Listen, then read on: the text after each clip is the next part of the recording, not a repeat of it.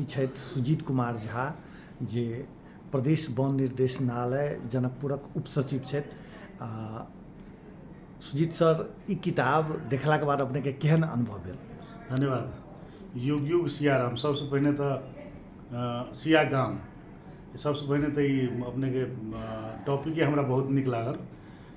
सिया के गाम माने जनकपुर धाम आ ऐसा संबंधित जे अपने स्टोरी में गुरु आ शिष्य के जे वार्तालाप कन्वर्सेशन के आधार पर ई तैयार करने छे। ई बहुत निक छे, कैलाकि आइ काल्हि जे पहिने जे एकटा गुरु आ शिष्य के रिलेशनशिप रहे छले बहुत निक रहे छले, लेकिन अखन के कंटेक्स्ट में कनिक उतार चढ़ाव देखल गेलै।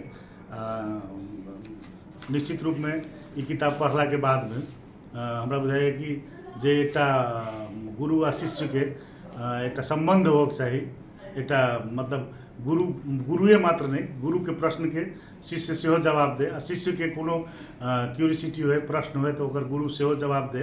तै पर आधारित जे 20टा स्टोरी समेट के अपने किताब लिखने छे। ये बहुत फ्रूटफुल है। आई में खास कर जानकारीमूलक चीज सब सेहो है। जना एठम विषय सूची देखा रहा है कि 20टा स्टोरी में अपने के जनकपुर से संबंधित, खास कर जनकपुर की है, जनकपुर धाम की है, मिथिला माधवी की परिक्रमा की है, तहिना मिथिला के अन्य पर्व सब के बारे में सेहो एहिमे किछु न किछु उल्लेख कयल गेल छै। एहिमे खास कर जे जतेक टॉपिक है से सब फ्रूटफुल टॉपिक हम देख रहा छे। नहीं